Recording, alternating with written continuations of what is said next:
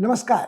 स्वागत है आप सभी का बायजूस एग्जाम प्रेप आईएएस में और स्वागत है आपका हमारे साप्ताहिक अंतर्राष्ट्रीय घटनाओं के सर्वेक्षण में, जिसमें हमारा प्रयास रहता है कि हम आपके साथ विचार विमर्श करें, संवाद करें और आपको समझा सकें कि जो कुछ घट रहा है अंतर्राष्ट्रीय मंच पर वो किस तरह हमारे राष्ट्र हित को प्रभावित करता है, हमारी विदेश नीति को अनुकूलित कर सकता है। हमने ये बात पहले भी आपसे साझा की है और ये बात शायद जोर देकर दोहराने लायक है कि अंतर्राष्ट्रीय घटनाक्रम इतनी तेजी से बदलता है रंगमंच पर कि अंतर्राष्ट्रीय संबंधों की दुनिया में शक्ति समीकरण बदलते हैं और जो एक संकट समझा जाता है, गंभीर विस्फोटक संकट, जिस पर सारी दुनिया का ध्यान केंद्रित होता है, भारत समेत, उससे हमारी नजरें हट जाती हैं और हम एक नए संकट के बारे में सरदर्द पालना शुरू कर देते हैं। और फिर यह होता है कि धीरे धीरे जो पुराना संकट था, जो सबसे अधिक जानलेवा मानवीय त्रासदी समझा जा रहा था, उसे हम भुला देते हैं और वो खौलता रहता है और कभी भी उसका विस्फोट फिर हो सकता है, जिसके लिए हम लोग शायद विश्व में कोई भी तैयार नहीं होता है। और यही सब होता नजर आ रहा है भारत के पड़ोस में, अफगानिस्तान में। पिछले वर्ष 15 अगस्त को जब तालिबान ने वहां सत्ता ग्रहण की थी, तब लोगों को लगता था कि अफगानिस्तान एक भयंकर जानलेवा संकट की कगार पर खड़ा है, असंतुलित, वहां एक अभूतपूर्व मानवीय त्रासदी जो रूप ले रही है। अमेरिकी जिस हालत में वहां से अचानक नाटकीय स्थितियों में बिना किसी पूर्व सूचना के भागे थे रण छोड़कर, उसके बाद लगता था कि खस्ता हाल अफगानिस्तान भूख से पीड़ित है, अकाल से पीड़ित है। जो वहां हथियार बिछाए गए हैं, जमीनी सुरंगें, उनको हटाया नहीं गया था, उनसे लोग हताहत हो सकते हैं। और तालिबान का क्या रवैया बाकी लोगों के प्रति रहेगा। तालिबान ने घोषणा की थी वो समावेशी विकास करेंगे, पर ये सब आशाएं झूठी साबित हुई हैं। इनका विस्तार से चर्चा हम आगे चलकर करेंगे, मगर जो बात अभी चिंताजनक है कि अफगानिस्तान से जो समाचार हाल में आ रहे हैं, हिंसा रुक नहीं रही है, अल्पसंख्यकों के विरुद्ध हिंसा हो रही है, शियाओं के विरुद्ध, हजाराओं के विरुद्ध धमाके वहां होते रहते हैं, जो शिकार बनाते हैं विद्यार्थियों को, निहत्थे नागरिकों को। आर्थिक संकट बद से बदतर होता जा रहा है और सबसे विचित्र बात यह है कि दोस्त समझे जाने वाले पाकिस्तान के साथ गोलीबारी अफगानिस्तान की तालिबान के सारी सरकार के अधिकार में रहने के बाद भी जारी है और उसका निशाना कई लोग बनते रहे हैं। ये सिर्फ अफगानिस्तान वाली बात नहीं है। यदि आप देखें तो अफ्रीकी महाद्वीप में भी एक ऐसा बड़ा देश है नाइजीरिया, जो तेल उत्पादक, तेल निर्यातक देश है। आज वो खुद तेल के आयात के लिए, पेट्रोलियम और गैस के लिए दूसरों पर आश्रित है और वहां हिंसा है रुकने का नाम नहीं लेती। वो भले ही सबसे बड़ी आबादी वाला देश है, अफ्रीकी महाद्वीप का समृद्ध देश समझा जाता था कभी, मगर गृह युद्ध के बाद 70-80 के दशक में लगता है कि मनोबल वहां किसी भी सरकार में ऐसा नहीं रहा है कि वो अपने देश की संप्रभुता की, एकता की, अखंडता की रक्षा कर सके। वहां इस्लामी कट्टरपंथी बोको हराम जैसे हमेशा सक्रिय रहते हैं, मगर हाल के दिनों में जो घटनाएं आई हैं, वो उनसे सूचना मिल रही है कि एक असफल राज्य होने की दिशा में नाइजीरिया भी तेजी से बढ़ रहा है। भले ही उसके आर्थिक संसाधन विपुल हों, मगर उसमें तस्करी, चोरी, सेंधमारी निरंतर चल रही है। वहां नाजायज तेल रिफाइनरियां काम कर रही हैं, उनमें एक विस्फोट में सैकड़ों लोग हाल में मारे गए थे। वहां भारत के हित क्या है, इसका क्या प्रभाव हमारे ऊपर पड़ सकता है, हम क्यों नाइजीरिया की तरफ तवज्जो नहीं देते, ये सोचने लायक विषय है। हमारे मेहमान, जो महत्वपूर्ण मेहमान भारत में पिछले दिनों में आए हैं, उनमें उस सिलसिले में सबसे ताज़ा तरीन मेहमान जो पहुंची हैं, वो यूरोपियन काउंसिल की अध्यक्ष उर्सुला वॉन डर लेयन है और उनकी यात्रा से भी ये संकेत मिलते हैं कि यूरोप का पूरा प्रयास है कि भारत के प्रधानमंत्री को रिझाया जा सके, इस बात के लिए राजी किया जा सके कि वो रूस के विरुद्ध जो जनतांत्रिक देशों का संयुक्त मोर्चा है उसमें शामिल हो जाएं और अपना वजन, भारत का वजन जो एक बड़ी शक्ति है, पश्चिमी देशों के पक्ष में डाल दें। भारत के विशेष संबंध रूस के साथ रहे हैं, उसने बहुत संयम से अपना राजनय का पालन किया है इस दौरान, मगर कितनी देर तक ऐसा हो सकता है और कितनी देर तक पश्चिम के प्रभाव को भारत बर्दाश्त कर सकता है और कैसे वह उसका प्रतिरोध कर अपनी स्वायत्तता बनाए रख सकता है, ये देखने लायक होगा। इन सब बातों के साथ साथ हम कुछ और चीजों पर भी नजर डालेंगे। हम ये देखेंगे कि यूक्रेन रूस युद्ध जो चल रहा है, उसके परिणाम अब धीरे धीरे सामने आ रहे हैं। जीत हो या हार हो पुतिन की, हार भले वो स्वीकार न करें, मगर इसके क्या प्रभाव मध्य एशियाई गणराज्यों पर पड़ेंगे, जिनके साथ रूस के खास घनिष्ठ संबंध हैं। रूस ने जो परियोजना यूरेशियाई आर्थिक संगठन की यूरोपीय समुदाय के बरस खड़ी करने की कोशिश की थी, उस पर क्या प्रभाव होगा और ये देश किस तरह से यूक्रेन के युद्ध का प्रतिरोध करेंगे अपनी तरह से, कैसे वो या चीन के अधिक करीब चले जाएँगे या रूस का दबाव उन पर निरंतर बढ़ेगा, ये सब बातें हमारे लिए विचारणीय हैं। इन सब का चर्चा हम करेंगे, साथ ही कुछ और चीज़ों पर दृष्टिपात कर सकते हैं, यदि समय हमारे पास रहा, कि भारत के परिवेश में, पड़ोसी देशों में आर्थिक अस्थिरता कितनी तेज़ी से बढ़ रही है और किस तरह वह राजनीति को प्रभावित कर सकती है।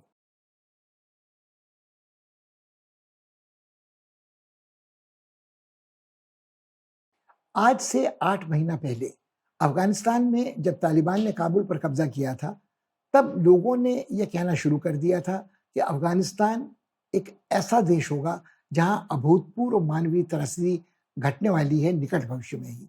वहाँ खाने का अभाव था, वहाँ दवाइयों का अभाव था। जिन नाटकीय परिस्थितियों में अमेरिकी रणक्षेत्र छोड़कर भागे थे, उन्होंने जो तबाही अपने 20 वर्ष के युद्ध में अफ़गानिस्तान में की थी, जितना निर्माण कार्य नहीं किया था, उससे ज़्यादा तबाही वहाँ देखने को मिल रही थी। बुनियादी ढाँचा अस्त-व्यस्त था और भले ही तालिबान ने ये आश्वासन दिया था कि इस बार जब वो काबुल में आएँगे, तो एक समावेशी सरकार बनाएँगे, महिलाओं के अधिकारों का आदर करेंगे और बच्चों को पढ़ाई-लिखाई से नहीं रोकेंगे और इन सभी वादों को पूरा करने में तालिबान असमर्थ रहे हैं। जो भी कारण रहे हो, उन्होंने पहले तो सेल्फी खिंचवाई, बहुत लोकप्रियता होने का प्रयास किया, जनता से घुलने-मिलने का, मगर बहुत शीघ्र ये बात साफ हो गई कि तालिबान इस बार भी नई पीढ़ी तालिबानों की बदली नहीं है। महिलाओं के प्रति उनका रवैया वही पितृसत्तात्मक, मध्ययुगीन, सामंती, उत्पीड़क रहा है। उन्होंने फतवे जारी किए कि महिलाएँ पढ़ नहीं सकती हैं, किशोरियाँ स्कूल में नहीं जा सकती हैं, वो कुछ नौकरियाँ नहीं कर सकती हैं सार्वजनिक जीवन में, मीडिया में, डॉक्टरी में, वकालत में, निर्वाचन अभियान आदि में, और उन्होंने ये भी कहा कि वो बिना बुर्के के नहीं निकल सकती हैं, उनको वो वही वस्त्र पहनने होंगे जो उनके लिए निर्धारित हैं, और उन्होंने पोस्टों आदि पर जहाँ महिलाओं के चित्र थे, उन पर चूना पुतवाना शुरू कर दिया। मगर ये बात जो पूरे विश्व की का सरदर्द है, वो अफ़गान महिलाओं की व्यथा को लेकर नहीं है। उनको चिंता इस बात की है कि अपनी संप्रभुता की रक्षा करने में और अफ़गानिस्तान की एकता, अखंडता की रक्षा करने में भी लगता है कि तालिबान असमर्थ रहे हैं। 8 महीने बाद भी उनको मान्यता देने वाला कोई देश नहीं है, जिनमें इस्लामी देश भी शामिल हैं, और उनके पास आर्थिक संसाधन बिल्कुल नहीं है। हालाँकि यहाँ तत्काल ये बात जोड़ने की ज़रूरत है कि जो 9 अरब अमेरिकी डॉलर की पूँजी अमेरिका के पास अफ़गान धन की है, उसको लौटाने में अमेरिका हिचकता रहा है, और वो कहता है कि ये रकम वो किसी भी तरह तालिबान के हाथ नहीं पहुँचने देगी, ताकि इसका उपयोग वो उसके विरुद्ध या उसके संधि मित्रों के विरुद्ध कर सके। उन्होंने कहा है कि इस पूँजी का एक भाग वो उन राहत कार्यों में जुटी अंतर्राष्ट्रीय संस्थाओं को देने को तैयार हैं, जिनके इस वितरण पर वो निगरानी भी रखेंगे कि जो राहत की खर्च हो रहा है, उसी के लिए सिर्फ़ इस धनराशि का खर्च हो, हथियार आदि जुटाने के लिए या तालिबानों के भोग-विलास के लिए ना हो। मगर ये संकट ऐसा नहीं है कि जिसके कारण अफ़गानिस्तान में संकट पैदा हुआ है।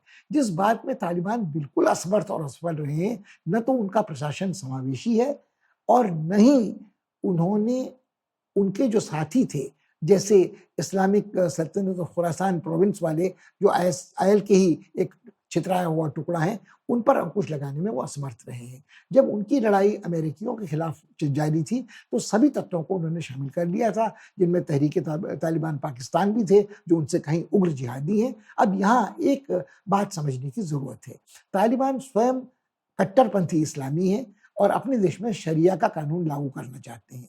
मगर उनके नज़रिए में, उनके विश्व दर्शन में और इस्लामिक सल्तनत ऑफ खुरासान प्रोविंस और तहरीक-ए-तालिबान पाकिस्तान के नज़रिए में बहुत बड़ा फ़र्क है। जो इस्लामिक कट्टरपंथी जिहादी हैं, आईएसआईएल वाले या उसके छुट-पुट टुकड़े जो खुरासान प्रोविंस में सक्रिय हैं, उनका मानना है कि जब तक इस्लामी निज़ाम, इस्लाम का राज्य पूरे विश्व में नहीं होता, तब तक शांति नहीं हो सकती। अर्थात बलपूर्वक तलवार के ज़ोर पर, आत्मघाती हमलों के ज़ोर पर यदि आतंकवाद विश्वव्यापी इस्लामी सरकार का गठन करना चाहता है, तो उसके नज़रिए में और तालिबान में बहुत बड़ा फ़र्क है।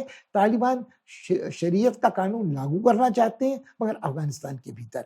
वो जिस तरह का शासन करना चाहते हैं, उनका कोई इरादा उसको अफ़गानिस्तान से बाहर फैलाने का नहीं है, मगर उनके साथ जो लोग लड़ रहे थे और जिन्होंने आज शरणस्थली बनाया है अफ़गानिस्तान को अपने, उनके नज़रिए में बहुत फ़र्क है। यहीं संकट शुरू होता है। जब सत्ता ग्रहण की थी तालिबान ने, तो उन्होंने दुनिया को ये आश्वासन दिलाया था कि उनकी ज़मीन का दुरुपयोग वो किसी ऐसे आतंकवादी संगठन को नहीं करने देंगे, जो दूसरे पड़ोसी देशों को या दूसरे देशों के हितों को नुकसान पहुँचा सके।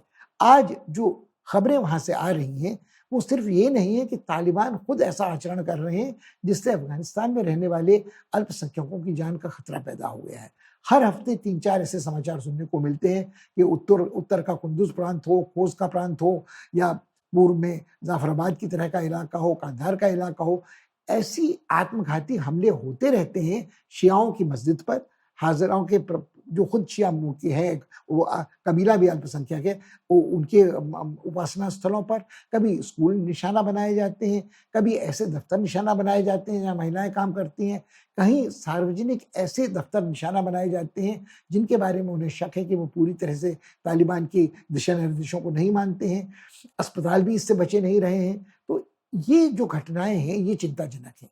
मगर फिर एक बार ये बात जोर देकर कहने लायक है कि आंतरिक हिंसा को लेकर भी दुनिया उतनी चिंतित नहीं है जितना इस बात को लेकर है कि क्या इस हिंसा के कारण एक ऐसी अराजकता की और एक नए गृहयुद्ध की शुरुआत अफगानिस्तान में होगी कि हिंसा का लावा एक बार फिर बहकर अफगानिस्तान की सरहद से बाहर निकलेगा। और यही होता नजर आ रहा है अफगानिस्तान की पूर्वी सीमा पर।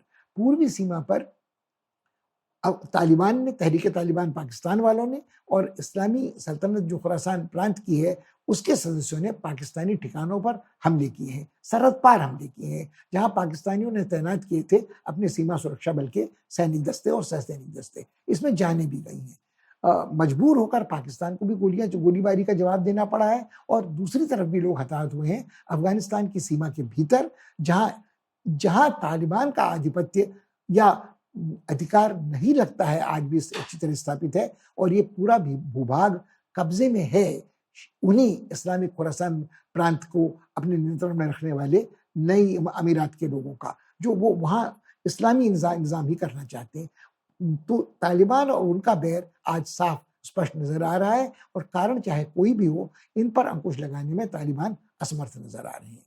हाल यहाँ तक बिगड़ा है कि पाकिस्तान ने को चेतावनी दी है तालिबान सरकार ने, यदि उसने अफगानिस्तान की सरहद के भीतर कुछ हमला किया और कोई आदमी हताहत हुआ तो इसका नतीजा उसको भुगतना पड़ेगा। पाकिस्तान की मजबूरी है, यदि अफगानिस्तान की सरहद के भीतर से पाकिस्तान के ऊपर हमले होते हैं जो पाकिस्तान की सरहद के भीतर लोगों को हताहत करते हैं, तो पाकिस्तान निरंतर चुप नहीं बैठ सकता है। जब तालिबान ने सत्ता ग्रहण की थी काबुल में, तब पाकिस्तान ने इस बात का जश्न मनाया था कि उनके पक्षधर, उनके द्वारा समर्थित लोग विजयी हुए हैं। कई तालिबान नेता ऐसे थे जो बड़े लंबे अरसे तक पाकिस्तान में जेलों में रहे थे। जेलों में वो रहे ज़रूर थे, मगर पाकिस्तान ने उनको शरण दी थी। जेलों में उन्हें रखना इसलिए पाकिस्तान की मजबूरी थी कि अमेरिका का दबाव उसके ऊपर बहुत ज़्यादा था। एक हक्कानी खेमा था, हक्कानी परिवार का गिरोह था जो तालिबान के बहुत करीब था और पाकिस्तान को लगता था कि इस गुट का निर्माण उसके द्वारा हुआ है। वहाँ की जो इसको डीप स्टेट पाकिस्तान की कहते हैं, वहाँ की गुप्तचर संस्था और फौज का प्रभाव इनके ऊपर है और आईएसआई के प्रमुख भी बड़े काबुल में तालिबान के कब्जे के बाद वहाँ पहुंचे थे, मगर तब भी उनकी आलोचना हुई थी क्योंकि लोगों को लगता था कि तालिबान ये नहीं चाहता है कि उसकी अंतर्राष्ट्रीय छवि ये हो कि वो पाकिस्तान के अंगूठे के नीचे दबा है। और अमेरिका के लिए भी ये बात बहुत लाभप्रद नहीं थी कि पाकिस्तान की अपनी अस्थिरता को देखते हुए सारे अफगानिस्तान में अपने हितों को पाकिस्तान के हवाले कर दे। मगर आज ये बात बिल्कुल स्पष्ट हो चुकी है कि वो जश्न मनाना कितना दूरदर्शिता था। आज की पाकिस्तान सरकार के संबंध बिल्कुल वैसे नहीं है जैसा तत्कालीन इमरान खान की सरकार में अमेरिका के अफगानिस्तान से पलायन के पहले उनके संबंध तालिबान के अच्छे तालिबानों के साथ थे या उनकी कोई निर्णायक भूमिका उस अंतर्राष्ट्रीय वार्ता में रही थी जिसके जरिए तालिबान का काबुल तक पहुंचना संभव हुआ था। मगर हम इस बात को फिर याद रखें कि तालिबान काबुल में अमेरिकियों या पाकिस्तानियों की कृपा से नहीं पहुंचे, वो इस कारण पहुंचे कि अमेरिकियों का मनोबल टूट चुका था लड़ाई जारी रखने के लिए और वो आधे मन से लड़ रहे थे और अफगान सेना का मनोबल उससे भी ज्यादा टूटा हुआ था। व्यापक दैत्याकार भ्रष्टाचार था, जनता का समर्थन सेना भी खो चुकी थी और सरकार भी खो चुकी थी और सरकार भी कठपुतले राष्ट्रपति प्रधानमंत्री अमेरिका जितने बनाता था, हमीद करजई से लेकर अशरफ गनी तक, और या विशेष खालिद जिसे दूत भेजा करता था अफगानिस्तान में, तो ये पर्दे के पीछे से अफगानिस्तान के घटनाक्रम को संचालित करने में घनघोर असफलता अमेरिका की रही है जो इसके लिए जिम्मेदार है। और आज जब हम देखें तो सिर्फ ये सीमा अ, तनावग्रस्त नहीं है। अफ़गानिस्तान की जो दूसरी सीमाएँ हैं, जो ईरान से जुड़ती हैं, जो बलूचिस्तान से जुड़ती हैं, पाकिस्तान के साथ जुड़ती हैं, उन सब में भी हिंसक घटनाएँ निरंतर बढ़ रही हैं। इसका एक बड़ा कारण ये है कि पाकिस्तान की कोई भी सरकार बलूचिस्तान पर बागियों पर अंकुश लगाने में नाकाम रही है। उनका बर्बरता से दमन किया गया है, मगर वो आज भी पूरा क्षेत्र शांत नहीं है। सबसे अधिक आक्रोश बलूचिस्तान के लोगों को इस बात को लेकर है कि जो चीन के साथ आर्थिक गलियारा बना रहा है Pakistan, China Pakistan economic corridor, one belt one road के महत्वाकांक्षी अभियान के अंतर्गत जो उनके क्षेत्र से होकर गुजरता है, वो उनके पर्यावरण का नाश कर रहा है, उनके प्राकृतिक संसाधनों का शोषण कर रहा है, उनको चीन को सौंप रहा है, उनका कोई लाभ इस निर्माण कार्य का वहाँ के कबायली समाज को मिलने वाला नहीं है और कुल मिलाकर कबायली समाज का जो अपना जीवन जीने का तरीका है, उसको भी वो नष्ट कर रहा है। पहले इस तरह की घटनाएँ देखने को मिलती थी उत्तर की तरफ, जहाँ चीनी सहायकों, चीनी कर्मचारियों पर हमले होते रहे थे, मगर अब ये लगता है कि बलूचियों का हौसला बढ़ता जा रहा है और हाल के दिनों में ये हमले अन्यत्र भी तेज़ी से बढ़े हैं। इसका एक ताज़ा तरीन उदाहरण है कि इनका दुस्साहस इतना बढ़ चुका है कि कराची में एक बस को निशाना बनाया गया, जो सिंध प्रदेश में है, जिसमें कन्फ्यूशियन संस्थान के निदेशक एक चीनी बैठे थे, उनके 3 चीनी कर्मचारी अध्यापक उनके साथ बैठे थे। ये कन्फ्यूशियस संस्थान चीनी भाषा, चीनी संस्कृति का प्रसार करता है और एक तरह से समर्थन देता है चीन के पक्ष में जनमत तैयार करने में जहाँ भी चीन काम कर रहा हो। इसका पाकिस्तानी ड्राइवर भी मारा गया। पिछली बार जब ऐसी घटना बलूचिस्तान की दूसरी तरफ घटी थी और ये घटना चिंताजनक इसलिए है कि ईरान के साथ भी जो सरहद बलूचिस्तान की मिलती है, वो तीस्तान वाली, वहाँ भी हिंसा बढ़ी है और ईरान भी इस बात से चिंतातुर है कि ये पूरा जो क्षेत्र है, यहाँ अंतर्राष्ट्रीय सीमा रेखा विभाजन कभी भी अ, सहमति से नहीं हुआ है। अंग्रेज़ों ने अपने औपनिवेशिक काल में एक तरफ डोरंड लाइन बना दी, दूसरी तरफ कोई और अस्थिर पारंपरिक सीमा रेखा को सीमा रेखा मान लिया और जो लोग रहते हैं, बसते हैं सरहद के इस तरफ या उस तरफ, वो ईरान का मामला हो या अफ़गानिस्तान का मामला हो या पाकिस्तान की तरफ हो। ये इसमें ये निर्णय करना कठिन है कि लोग जो बँटे हुए हैं मानव निर्मित रेखाओं से, वो कब तक अपनी आत्मनिर्णय की जो माँग है, उसके दमन को स्वीकार करते रहेंगे। तो ये जो हिंसा बढ़ रही है, इससे ईरान भी चिंतित है। ये घटनाएँ उसकी सीमांत पर भी हुई हैं, तीस्तान ईरान वाली में बलूचिस्तान से लगे हुए। ये अफ़गानिस्तान, पाकिस्तान के साथ भी हो रही हैं। तो पाकिस्तान यदि आप देखें, तो पूरब और पश्चिम दोनों ही सरहदों पर बागियों और हिंसक घटनाओं से घिरा हुआ है। अब आज पाकिस्तान की सरकार में परिवर्तन हुआ है। नई सरकार को कुछ समय लगेगा अपना समझने में कि स्थिति कहाँ है, किस तरह की है, उनको क्या रुख या रवैया करना है। जब इमरान खान प्रधानमंत्री थे, तो सत्ता में आने के पहले उनकी तरफदारी तालिबान के प्रति सहानुभूति स्पष्ट थी। मगर बाद में तहरीक-ए-तालिबान से उनका मतभेद भी स्पष्ट हुआ था। मगर जब तक सेना का समर्थन इमरान को प्राप्त था, तब तक उनका रुख रवैया अफ़गानिस्तान या तालिबान के प्रति जो कुछ भी हो, उसको लेकर विशेष चिंता का विषय नहीं था। मगर नई सरकार को अपना मन बनाते कुछ समय लगेगा कि उसकी क्या नीति अफ़गानिस्तान के प्रति हो, मगर प्राथमिकता पाकिस्तान के लिए अपने आंतरिक समस्याओं से जूझने की रहेगी। तो ऐसा नहीं लगता है कि अफ़गानिस्तान की समस्या का कोई समाधान पाकिस्तान की पहल से या पाकिस्तान के साझे से, सहकार से हो सकता है। भारत ने पूरी यथासंभव कोशिश की है कि मानवीय यंत्रणा को कम किया जा सके। पाकिस्तान के ज़रिए उनके प्रतिरोध के बावजूद खाद्य सामग्री पहुँचाई गई है, राहत सामग्री दवाइयों की पहुँचाई गई है, वैक्सीन मैत्री का कार्यक्रम जारी रखा गया है। मगर भारत के लिए आज अफ़गानिस्तान में उस तरह का आर्थिक हस्तक्षेप या अनुदान देना संभव नहीं, जिस तरह की मदद वो दूसरे संकटग्रस्त पड़ोसी श्रीलंका के साथ कर रहा है। अब सोचने वाला ये सवाल उठता है कि यदि तालिबान सरकार को किसी देश की मान्यता प्राप्त नहीं है, अमेरिका ने उनकी अरबों डॉलर धनराशि नहीं लौटाई है, तो फिर उनका काम चल कैसे रहा है?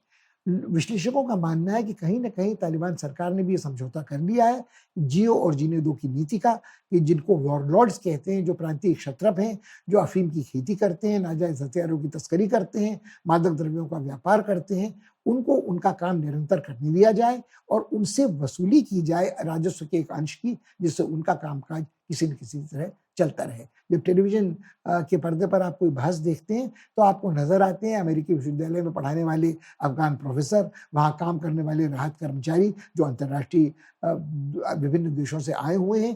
तो अगर ये लोग कहीं न कहीं अब तक निरापद काम कर रहे हैं, कठिन परिस्थितियों में काम कर रहे हैं, तो कहीं न कहीं इस बात का संकेत मिलता है कि तालिबान पूरी तरह से उन्होंने अपने देश को चारों तरफ से बंद नहीं कर रखा है, मगर उनके प्रति सहानुभूति रखना भी कठिन है और ऐसी स्थिति में भारत के लिए विषय चिंताजनक बचा रहता है कि यदि अफ़गानिस्तान अस्थिर रहता है, पाकिस्तान अस्थिर रहता है, तो अफ़गान-पाक संकट एक बार फिर एक संयुक्त समाज-सा बन जाएगा और भारत की सामरिक सुरक्षा के लिए चिंता का विषय बना रहेगा।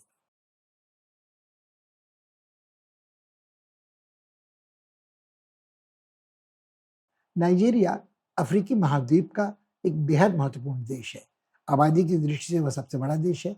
वो एक तेल उत्पादक देश है और तेल निर्यातक देश है और ख़ासकर जब से भारत ने अपनी ऊर्जा सुरक्षा की आपूर्ति के लिए अमेरिकी सलाह मानकर ईरान से तेल के आयात पर कटौती की है, हमारे लिए बेहद महत्वपूर्ण बन गया है कि कोई भी तेल निर्यातक देश जो हो, उसके साथ हमारे संबंध कैसे हैं, वहाँ से जो हम तेल का आयात करते हैं, वो आबाद और निरापद कितनी देर तक रह सकता है।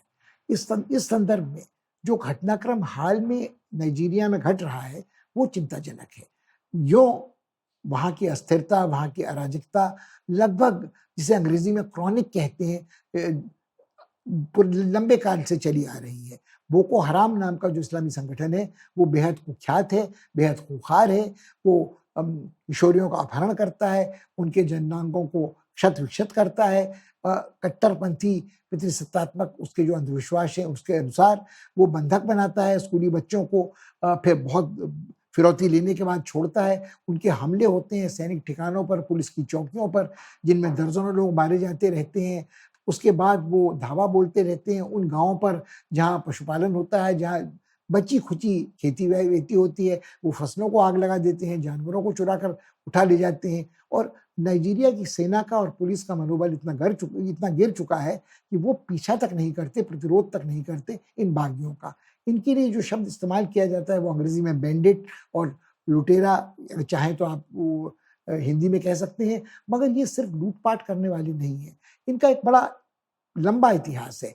लंबा इतिहास ये है कि कुछ ऐसी आदिवासी कबीले हैं, जिनकी पारंपरिक प्रतिस्पर्धाएँ खेती करने वालों की और पशुपालन करने वालों की सदियों पुरानी है और मानव निर्मित जो सीमा रेखाएँ हैं, उनको ये नहीं मानते। वो अपने निवास स्थान से दूसरे निवास स्थान पर घुमंतुओं की तरह भी आते-जाते रहते हैं, जिसको लेकर शिकायतें पशुपालकों से किसानों को, किसानों को पशुपालकों से होती रहती हैं। इसी आदिवासी वैमनस्य का लाभ उठाते हुए बोको हराम ने और इस्लामी संगठनों ने सैनिकों को भर्ती किया है अपने-अपने खेमों में।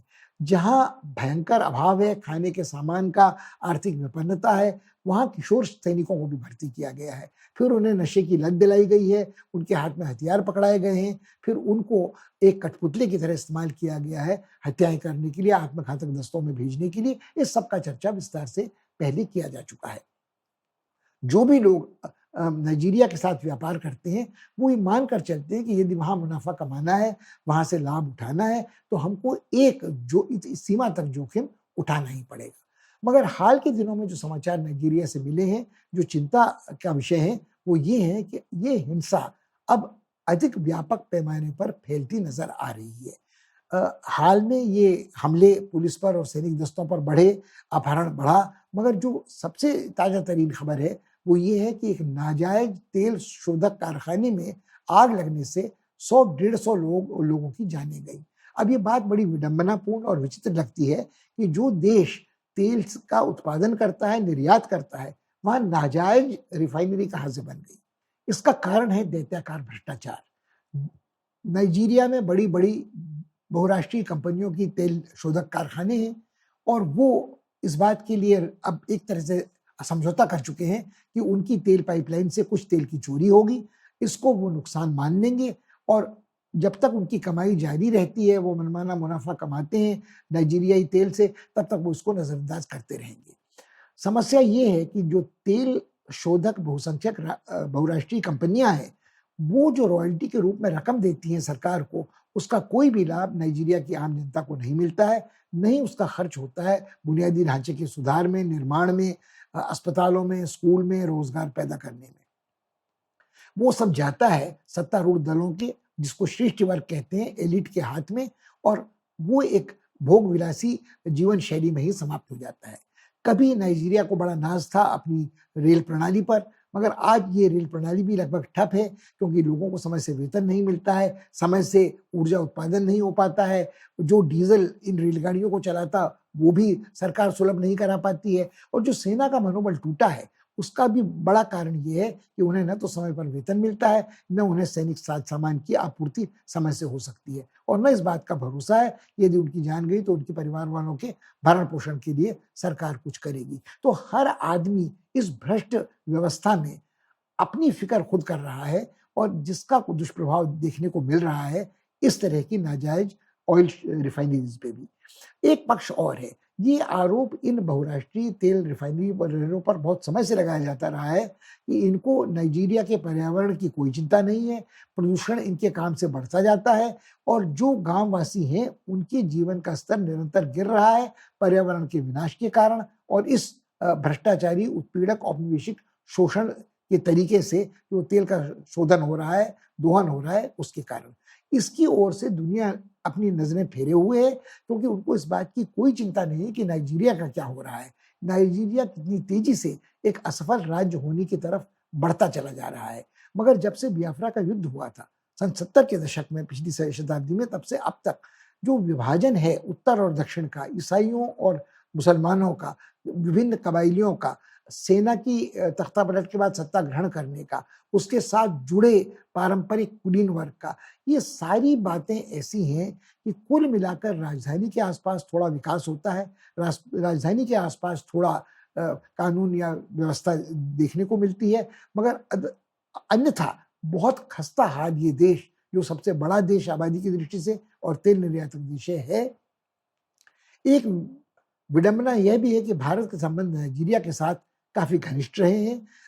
एक संघात्मक प्रणाली वहां है, राष्ट्रकुल की सदस्यता में साझेदारी है, और भारत में भी कुछ उद्यमियों को यह लगता है कि भले ही जोखिम वहां हो, मगर वहां पूंजी निवेश से काफी मुनाफा कमाया जा सकता है। कुछ ऐसे जो साहसिक उद्यमी थे उनकी हत्याएं भी हुई हैं नाइजीरिया में, जो लॉर्ड कृष्ण बैंक के संस्थापक थे उनकी मसलन। मगर कुल मिलाकर ये स्थिति बद से बदतर जो हो रही है उसमें दो पक्ष हैं। वो सिर्फ अफ्रीका महाद्वीप के पश्चिमी सागर तट पर ऐसा हो रहा है, नाइजीरिया में ऐसा नहीं है। यदि आप हॉर्न ऑफ अफ्रीका में उत्तरी छोर में देखें, पूर्वी समुद्री तट की ओर, तो इथियोपिया की भी हालत यही है, जो एक और बड़ा देश अफ्रीका का है, जो नील के पानी पर जिसका स्वामित्व और प्रभुत्व और अधिकार है, जो काफी सफल माना जाता था खेती बाड़ी के सिलसिले में। मगर जब से इरिट्रिया के साथ उसका युद्ध जारी रहा, शांति स्थापित हुई, युद्ध विराम आया, फिर टिग्रे में गृह युद्ध शुरू हो गया, तो वहां भी तबाही का मंजर ये है कि न वहां खाद्य सामग्री पहुंचती है जनता के पास, भयंकर कबायली आक्रोश है केंद्र सरकार के प्रति, संघीय व्यवस्था लगभग निरस्त हो चुकी है, और वहां राहत सामग्री पहुंचने में भी सरकार बाधाएं पैदा करती है, और बड़ी मुश्किल से एबी अली ने अपनी गद्दी बचाई हुई है। एक वक्त ये लगता था कि उनका तख्ता पलट जाएगा, मगर भारत के लिए चिंता का विषय है कि भारत के संबंध अफ्रीका के साथ सदियों से मैत्रीपूर्ण रहे हैं, और ये जगह दक्षिण अफ्रीका में तो भारतीय प्रवासियों की संख्या बहुत बड़ी है, मगर वहां भी आज स्थिति जो है वो संकटग्रस्त है। इन बाकी देशों का उल्लेख नाइजीरिया के साथ साथ करना इसलिए जरूरी है कि अक्सर ये बात कही जाती है कि भारत की नीति अफ्रीका के प्रति किसी एक बड़े देश या दूसरे बड़े देश तक सीमित नहीं रह सकती, उसे अफ्रीकी महाद्वीप के बारे में समग्र रूप से एक नीति का, विदेश नीति का नियोजन करना होगा, उसका क्रियान्वयन करना होगा। बिल्कुल उत्तरी पट्टी में अगर आप देखें तो इजिप्ट, जो मगरब वाली पट्टी है, वो निरपेक्ष आंदोलन के दिनों में भारत के बड़े मधुर संबंध मिस्र के साथ रहे थे, और सहकारी अंतर्राष्ट्रीय राजनीति का संचालन होता था। मगर आज वो स्थिति भी बहुत बदल चुकी है, और कहीं ना कहीं इसके पीछे इस्लामी कट्टरपंथी या इस्लामी सरकार की ओर झुकाव होना समाजवादी सरकारों की अपेक्षा देखने को मिलता है। वो अल्जीरिया हो, वो मिस्र हो, वो नाइजीरिया हो, वो मलावी, चाड हो, या वो दक्षिण अफ्रीका में भी ये नहीं पहुंचा है, मगर मोजाम्बिक और अंगोला में इसके दर्शन हमको होने लगे हैं। और दूसरा तत्व जो इसके साथ है, वो ये पूरे अफ्रीका में भले ही उपनिवेशवाद का अंत हो चुका है, मगर बहुराष्ट्रीय कंपनियों का क्रियाकलाप औपनिवेशिक शोषण और उत्पीड़न की ही याद दिलाता है। यहाँ आपको भाड़े के रूसी सैनिक भी देखने को मिलते हैं, यहाँ आपको ईसाइयों का समर्थन करने वाली लॉर्ड्स आर्मी भी देखने को मिलती है, और यहाँ फ्रेंच लीजन भी सक्रिय है मोरक्को के दक्षिणवर्ती साहिल वाले इलाके में, और जो तैनाती संयुक्त राष्ट्र संघ के सिपाहियों की है वो भी बरकरार है, उसके सैनिक भी निशाना बनाए जाते रहे हैं। तो भारत के लिए चिंता का विषय ये है कि जब यदि वो किसी समग्र नीति की कल्पना करता है अफ्रीका के लिए, तो क्या वो अपने उभयपक्षीय संबंधों को हाशिए पर डाल सकता है, वो नाइजीरिया हो या वो मिस्र हो या वो पूर्वी तट पर कीनिया, युगांडा, तंजानिया हो या वो दक्षिण अफ्रीका हो। दक्षिण अफ्रीका में भी भारतीयों के प्रति द्वेष और आक्रोश के लक्षण बीच-बीच में मुखर होने लगे हैं, क्योंकि वहाँ जो एक उद्योगपति भारत से पहुंचे थे, गुप्ता परिवार, उनके ऊपर यह आरोप लगाया था कि भ्रष्टाचार फैलाने में, जुमा सरकार को असफल करने में उन्हीं की स्वार्थी भूमिका सबसे अधिक रही थी। तो दुर्भाग्य से ऐसे व्यक्तिगत स्वार्थी उद्यमियों ने भी भारत की छवि को धूमिल किया है, और चूंकि उनको भारतवंशी भारतीय माना जाता है, तो भारत के लिए सतर्क रहने की जरूरत है कि अफ्रीका में अपने राष्ट्रीय हितों की रक्षा की जिम्मेदारी वो ऐसे स्वाधीन उद्यमी को न दे जो आगे चलकर देश के लिए, देश के राष्ट्रीय हितों के लिए बोझ बन सकते हैं। मगर भारत जब तक चीन उस पूरे महाद्वीप में सक्रिय है, वो अपने पदचाप बढ़ा रहा है, भारत यह भी नहीं देख सकता है कि वो बिल्कुल ही अनदेखा करे, भले ही उसके साधन चीन की अपेक्षा कहीं अधिक सीमित हों, मगर सहकार की और खासकर सहकारी विकास योजनाओं के क्रियान्वयन में भारत की महत्वपूर्ण भूमिका हो सकती है। वो वैक्सीन का राजनय हो, या वो पशुपालन हो, या खाद्य संस्करण हो, या भारत से बनी चीजों का निर्यात अफ्रीका के लिए हो, भारत से खनिजों का या तेल का आयात हो। ये सारी चीजें भारत को ध्यान में रखने की है, मगर भारत अनदेखा नहीं कर सकता है उन अस्थिर परिस्थितियों को जिनमें बड़ा कोई निवेश जोखिमग्रस्त कभी भी हो सकता है।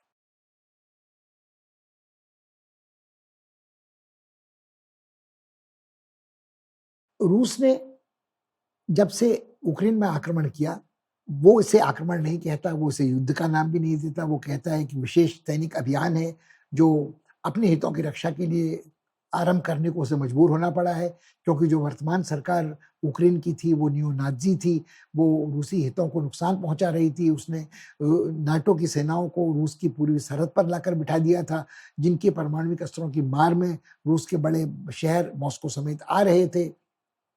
उसकी सारी साजिश पश्चिमी देशों के साथ मिलकर ये थी कि रूस ने क्रीमिया पर कब्जा कर, रूस का ये भी मानना है उसने क्रीमिया पर कब्जा नहीं किया, क्रीमिया के लोगों ने उसका स्वागत किया, उसने क्रीमिया के लोगों को यूक्रेन के आतताई आचरण से मुक्त कराया था।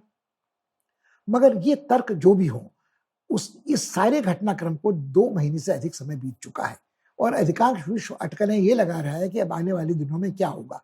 क्या पुतिन ने अपने लिए जो जीत के लक्ष्य तय किए थे वो उनको हासिल कर पाएंगे, या उनके लिए अपने सम्मानजनक तरीके से इस रण क्षेत्र से पीछे हटने का मौका वो तलाश कर रहे हैं, या वो हार हो या जीत हो, क्या पूरी तबाही के बाद यूक्रेन का क्या बचेगा, और यदि यूक्रेन पूरी तरह तबाह हो जाता है, उसका एक खोखला सिर्फ खोखल बची रहती है, तो क्या उसके सामरिक, भू राजनीतिक, भू आर्थिक परिणाम होंगे आने वाले दिशों में, यूरोप पर इसका क्या प्रभाव पड़ेगा। जहां तक रूस और यूरोप का सवाल है, कुछ नतीजे अब तक बिल्कुल स्पष्ट हो चुके हैं।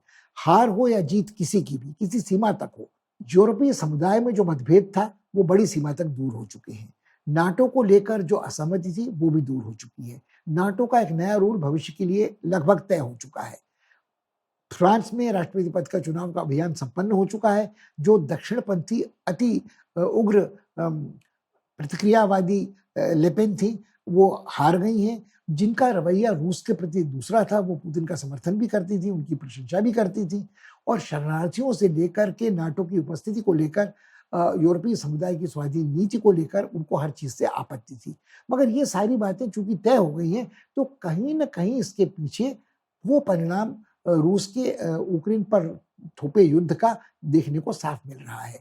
उसने यूरोपीय समुदाय को एकजुट कर दिया है, उसने नेटो को नया रोल देने के लिए प्रस्तुत कर दिया है, और अमेरिका के जो सैनिक उद्योग है, इस युद्ध के दौरान उसका जो हथियारों का वो भली आपूर्ति के लिए दान दे रहे हों, उसको निरंतर लाभ होता जा रहा है और कई हथियारों का परीक्षण यहाँ इस यूक्रेन के रण क्षेत्र में हो रहा है।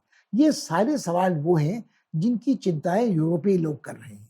हमारी चिंता का विषय यूरोप का रण क्षेत्र नहीं है, यूरोप पर पड़ने वाले यूक्रेन युद्ध के प्रभाव का भी नहीं है।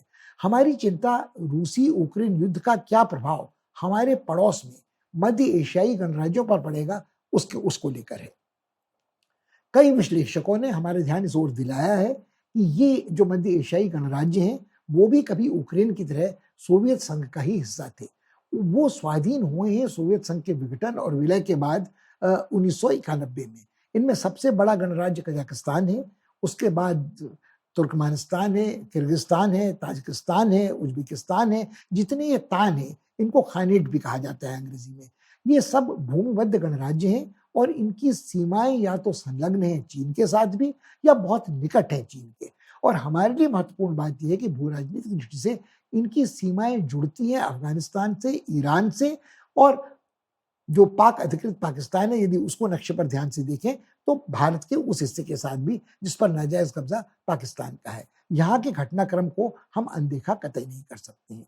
यहाँ अनेक विद्वान विश्लेषकों का मानना है कि रूस की यूक्रेन में हार जीत का क्या प्रभाव इन देशों पर पड़ेगा, इसके बारे में ये देश बड़े असमंजस में हैं। मान लीजिए तर्क के लिए, बहस के लिए, यदि पुतिन अपने पूरे लक्ष्यों को प्राप्त कर लेते हैं और उनकी विजय यूक्रेन में होती है और अंततः वहां रूस के पक्ष वाली सरकार का गठन करने में बेशुमार तबाही के बाद यूक्रेन की वो सफल होते हैं, तो क्या उनका हौसला और दुस्साहस अब इसलिए नहीं बढ़ेगा कि वो माँ रूस के आंचल में उसकी बिखरी संतानों को लाने के अभियान को शुरू करें और जो ये मध्य एशियाई गणराज्य हैं क्रमशः वो उज्बेकिस्तान हो, वो किर्गिस्तान हो, वो ताजिकिस्तान हो, वो तुर्कस्तान हो, कजाकिस्तान हो, उनको भी वापस समेटने की कोशिश करें। हाल के दिनों में ये घटनाक्रम देखने को मिला था जब कजाकिस्तान में तख्ता पलट की एक असफल कोशिश हुई थी। उसको रोकने के लिए रूस से सैनिक टुकड़ियां, विशेष सामरिक दस्ता आया था जो रूस की पश्चिमी सरहद से हजारों किलोमीटर का सफर पार कर यहाँ आया था। ये एक प्रतीकात्मक तरीका था ये दर्शाने का कि यहाँ का जो शासक वर्ग है वो कजाकिस्तान का, वो पीढ़ी दर पीढ़ी कितने दशकों से ही भले क्यों न शासन करता हो, वो तभी तक अपनी गद्दी को निरापद समझ सकता है जब तक बागियों के खिलाफ उसका बचाव करने के लिए रूसी ताकत उपस्थित ना हो या रूस इसके लिए तैयार ना हो। तो ये शंका, ये असमंजस इन मध्य एशियाई गणराज्यों की निर्मूल नहीं कही जा सकती है। अब इसका एक दूसरा पहलू है, वो भी इनके लिए चिंताजनक है। मान लीजिए कि पुतिन को मनचाही विजय उज्बेकिस्तान में नहीं मिलती है, असफल होते हैं, उनको किसी तरह अपनी इज्जत बचाकर वापस लौटने के लिए विवश होना पड़ता है। तो उनके पास कहने को क्या रहता है कि मैंने दोनबास प्रदेश पर अधिकार प्राप्त कर लिया, मगर जहां हिंसक झड़पें जारी हैं, जहां छापामारी जारी है, जहां तबाही जो हुई है यूक्रेन की, उसमें उसके प्रतिक्रिया में जो आर्थिक प्रतिबंध लगाए गए हैं, निषेध लगाए गए हैं रूस पर, उसने रूस की अर्थव्यवस्था को ध्वस्त कर दिया है। तो कैसे वो अपने समर्थकों को, अपने सैनिक सलाहकारों को, अपने जनरलों को और अपने आलोचकों को ये बताएंगे कि रूस ने कितनी बड़ी आर्थिक कीमत चुकाई है यूक्रेन में युद्ध की। पहले तो खर्चा हुआ इस युद्ध में, फिर जो प्रतिबंध रूस पर लगे उसने अर्थव्यवस्था तबाह कर दी रूस की, स्विफ्ट व्यवस्था से उन्हें बाहर कर दिया गया। तो तब क्या उनको ऐसा नहीं लगेगा कि वो पूरब की तरफ उस अभियान को बढ़ाएं और कुछ मध्य एशियाई गणराज्यों को वापस रूस के पाले में ले आए, रूस में शामिल कर लें, ताकि वो लोगों से कहें कि मैंने यूक्रेन के बाद जो बिछड़ी हुई संतानें रूस माँ की थी उनको वापस लाकर अपने साथ इकट्ठा कर लिया है। तो हार हो या जीत हो, दोनों ही इन देशों के लिए ये चिंता का विषय है। ये सारे मध्य एशियाई गणराज्य इस बात से भली भांति परिचित हैं कि एक बार पुतिन ने घोषणा की थी कि इनमें से कोई भी देश कभी भी संप्रभु स्वाधीन देश नहीं रहा है, ये हमेशा रूसी साम्राज्य का हिस्सा ही रहे हैं। अब हाँ, भले ही पुतिन यूक्रेन की तरह इन देशों के बारे में ये नहीं कह सकते हैं कि वो रूसी अस्मिता का अंग है, उनकी भाषा एक है, उनका धर्म एक है, उनकी साझी की सांस्कृतिक विरासत एक है, रूस का जन्म यहाँ से हुआ था, आदि आदि।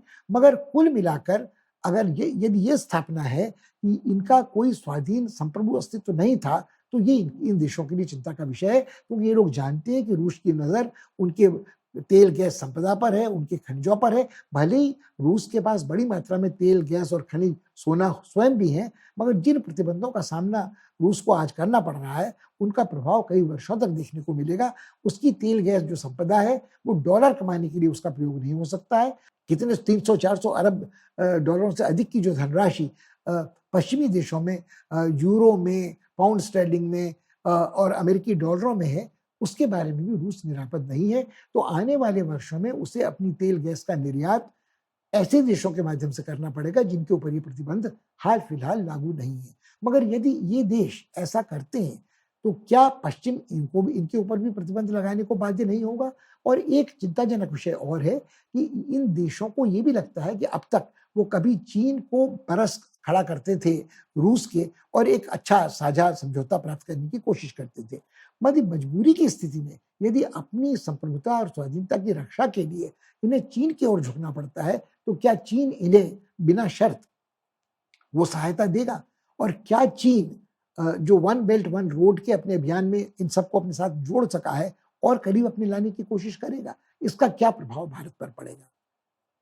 भारत में हम अक्सर इस भ्रम का शिकार होते हैं कि इन देशों के साथ हमारे पारंपरिक ऐतिहासिक सदियों पुराने संबंध हैं।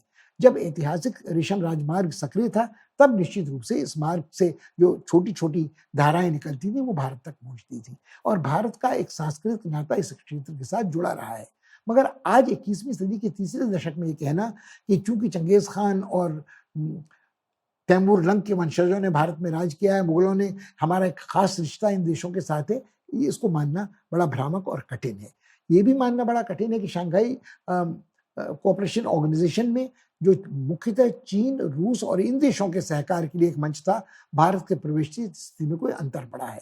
आज जो मध्य एशियाई देश हैं, गणराज्य हैं, इनके साथ भारत के जो संबंध हैं, वो रूस के सहायता से, रूस की अ, रज़ामंदी से ही संभव हो सके हैं। वो भले ही कज़ाकिस्तान के कॉस्मोड्रोम से भारतीय कॉस्मोनॉट्स को अंतरिक्ष में भेजना हो, भारत का कोई सीधा संपर्क इन देशों के साथ नहीं है। भले ही नक्शे पर ये बहुत निकट नज़र आते हैं, इनकी सरहदें छूती हैं अफ़गानिस्तान को, कश्मीर को, ईरान को, मगर हमारी समझ में तेल गैस संपदा यहाँ भले भले कितनी विपुल क्यों न हो, उसको भारत तक लाने के जितने महत्वाकांक्षी परियोजनाएँ बनाई गई हैं, वो तापी पाइपलाइन हो, नॉर्थ साउथ कॉरिडोर हो, वो सब बदली परिस्थितियों में आज बेकार हो चुके हैं।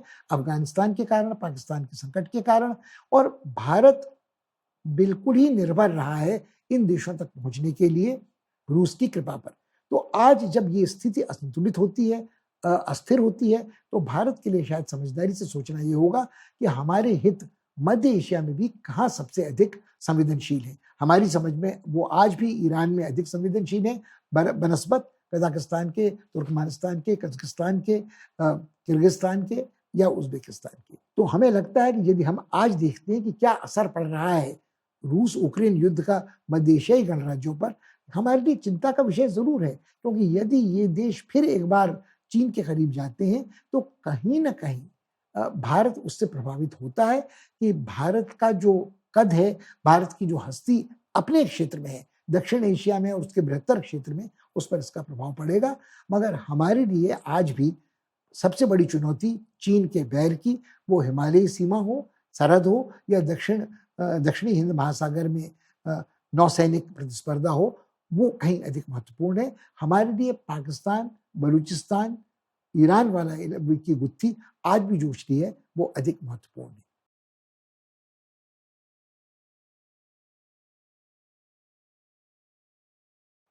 पिछले महीनों में भारत आने वाले शाही मेहमानों की संख्या निरंतर बढ़ती रही है। कभी रूसी विदेश मंत्री, कभी अमेरिकी विदेश मंत्री, कभी अमेरिकी विदेश सुरक्षा सलाहकार, कभी अमेरिकी रक्षा मंत्री, कभी ब्रिटेन की विदेश मंत्री, फिर ब्रिटेन के प्रधानमंत्री, नेपाल के प्रधानमंत्री, एक निरंतर ये कतार भारत में आती-जाती रही है। इनमें सबसे जो नए मेहमान पहुँचे हैं, वो उर्सुला वॉन डर लेयन हैं, जो यूरोपीय काउंसिल की अध्यक्ष हैं और उनका आगमन भी इस बात का संकेत और सूचक है कि भारत पर ये दबाव बढ़ाने की कोशिश यूरोपीय समुदाय कर रहा है कि भारत रूस और यूक्रेन के बारे में अपनी राय बदले। भारत दुनिया का सबसे बड़ा जनतंत्र है, वो जनतांत्रिक मोर्चे में शामिल हो जाए, अर्थात पश्चिमी जनतांत्रिक मोर्चे में शामिल हो जाए। अमेरिका हो या यूरोपीय समुदाय हो, वो भारत के रवैये से थोड़ा अप्रस्तुत हुए हैं, थोड़ा खिन्न रहे हैं, क्योंकि भारत ने सिर्फ न केवल रूस के विरुद्ध मतदान करने से इनकार किया है, उसने वो अनुपस्थित रहा है ऐसे मतदान में। और आने वाले दिनों में भी यदि रूस की भर्त्सना होती है, रूस को संयुक्त राष्ट्र की मानव अधिकार काउंसिल से निकाला जाता है, तो भारत उसका समर्थन नहीं करेगा। हाँ, भारत ने रूस का समर्थन भी नहीं किया है। भारत ने जो कुछ यूक्रेन में घट रहा है, उसकी निंदा की है बिना नाम लिए, और कहा है कि इस तरह के संकट का समाधान वार्ता से, संवाद से होना चाहिए, शांति पुनर्स्थापित होनी चाहिए, युद्ध अपराधों से बचना चाहिए, दोनों पक्षों को संयम बरतना चाहिए, आदि आदि। मगर अब तक कुछ लोग भारत को जो सलाह देते थे वो अभद्र शब्दों में थी, अशालीन शब्दों में थी।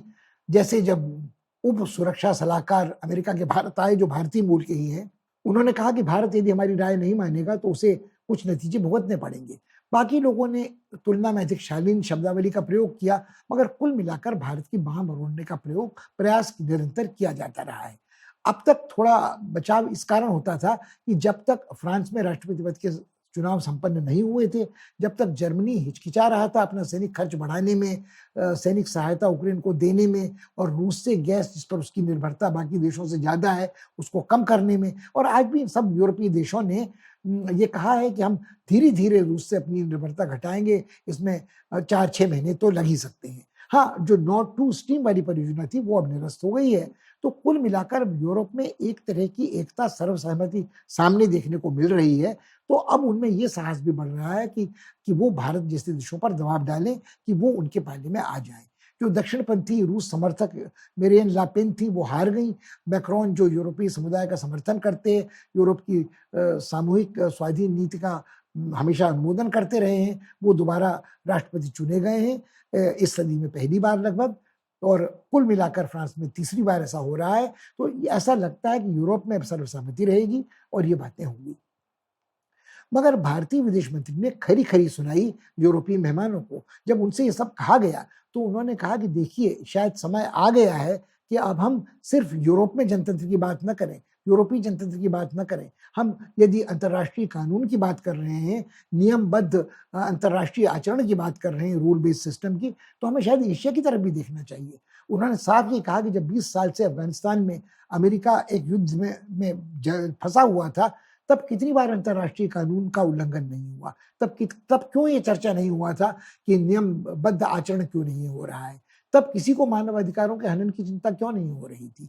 क्योंकि अमेरिकी स्पष्ट ये कहते हैं कि उनके सैनिक जब ऐसी किसी स्थिति में हस्तक्षेप करते हैं तो उनके ऊपर न तो किसी अपराध का आरोप लगाया जा सकेगा, न वो अपने को किसी अंतर्राष्ट्रीय अदालत के सामने प्रस्तुत करेंगे। एक तरह का अभयदान अमेरिका अपने सैनिकों को देता रहा है।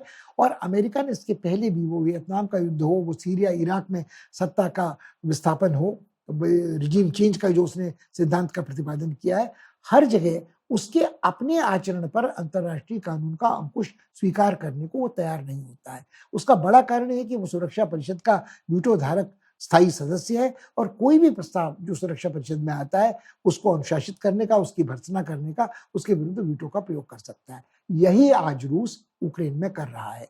भारतीय विदेश मंत्री का कहना यह था कि जब तक इस तरह के दोहरे मानदंड हैं, तब तक हम ये आशा नहीं कर सकते हैं कि संयुक्त राष्ट्र कुछ सक्रिय हो सकेगा, कुछ सार्थक रचनात्मक पहल कर सकेगा, या अंतर्राष्ट्रीय कानून असरदार हो सकेगा।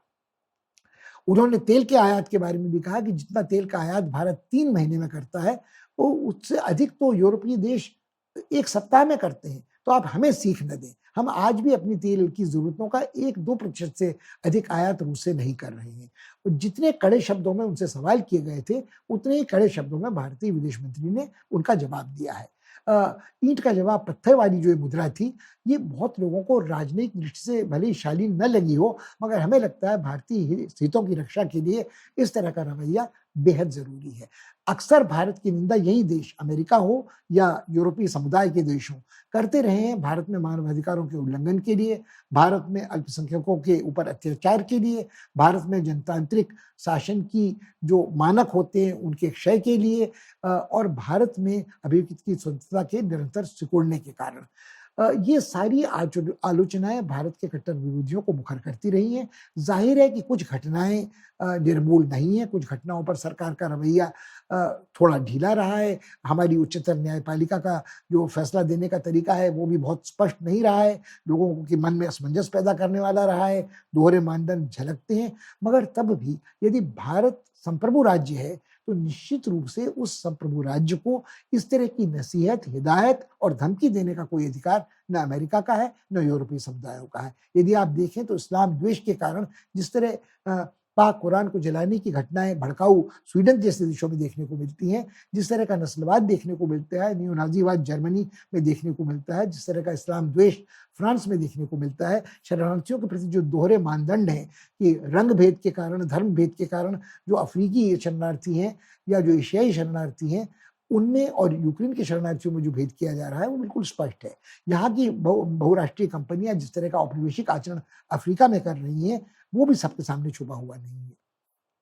तो कुल मिलाकर अमेरिका में जब ब्लैक लाइव्स मैटर वाला आंदोलन चला था या जब हथियार रखने के बुनियादी अधिकार को लेकर हत्याएं बढ़ी थी, जो जिस तरह का भेदभाव शरणार्थियों को लेकर अमेरिका में बाइडेन के राष्ट्रपति बनने के बाद भी देखने को मिला है। दक्षिण में मेक्सिको के सामने दीवार खड़ी करने का वादा ट्रंप ने किया। दीवार का भौतिक दीवार बना जाना जरूरी नहीं, ईंट गारे पत्थर की या स्टील की। यदि आप लोगों को बलपूर्वक परिवार को अलग करते हैं, पति को पत्नी से, बच्चों को माता पिता से, तो उसके परिणाम किसी भी सख्त दीवार से कम नहीं होते हैं। जिस तरह का हस्तक्षेप अमेरिका करता रहा है नाजायज सत्ता तख्ता पलट के परिवर्तन करने के लिए वेनेजुएला में, उसकी अर्थव्यवस्था को ध्वस्त करने के लिए, हालांकि रूस के यूक्रेन पर आक्रमण के बाद अमेरिका को मजबूर होना पड़ा है पुनर्विचार के लिए वेनेजुएला की अपनी नीति के प्रति। बोल्सोनारो के प्रति जिस तरह की अनदेखी करते रहे हैं, बोल्सोनारो समर्थन करते रहे हैं, पुतिन का पर्यावरण का विनाश करते रहे हैं और उनका शासन कम अत्याचारी अजनतांत्रिक नहीं रहा हुआ है। तो अमेरिका की नीतियों में जो दोहरे मानदंड देखने को मिलते हैं वो शायद यूरोपीय समुदाय के सभी संपन्न देशों में देखने को मिलते हैं। अतः भारतीय विदेश मंत्री का ये आईना दिखाना जो था वो बहुत जरूरी था और हमें लगता है कि इसके बाद भारत कम से कम इस बारे में आश्वस्त रहेगा कि किसी को ये आशा या दुस्साहस नहीं होगा कि भारत पर दबाव डालकर उसकी नीतियों को वो अपने अनुकूल प्रभावित कर सकता है। हम अपनी गुटनिरपेक्ष अपेक्षाकृत आज के संदर्भ में तटस्थ नीति का अपने विवेक के अनुसार अपने राष्ट्र हित में फैसला लेते रहेंगे। हमारी समझ में जो बात भारतीय विदेश मंत्री ने कही है उनकी हर बात का समर्थन हम नहीं करते हैं, मगर जब वो कहते हैं कि आज वक्त आ गया है कि संकट सिर्फ यूरोप में नहीं है, वो अंतर्राष्ट्रीय कानून का, मानवाधिकारों का, युद्ध अपराधों का और जनतंत्र का, तो वो अन्यत्र एशिया में भी है। और हमारी पहली प्राथमिकता का अर्थ ही हमारी पहल वो अपने पड़ोस में अफगानिस्तान, पाकिस्तान और उसके बाद जो परिधि दूसरी वृत्त की है खाड़ी देश, सऊदी अरब, ईरान, वहां तक सीमित रहेगी। हमारी नजर चीन, दक्षिण हिंद महासागर पर केंद्रित रहनी चाहिए और रहेगी। हमारे लिए संकट जनतंत्र, तानाशाही, युद्ध अपराध और अंतर्राष्ट्रीय कानून का यहाँ अपने यहाँ और अपने पड़ोस में है।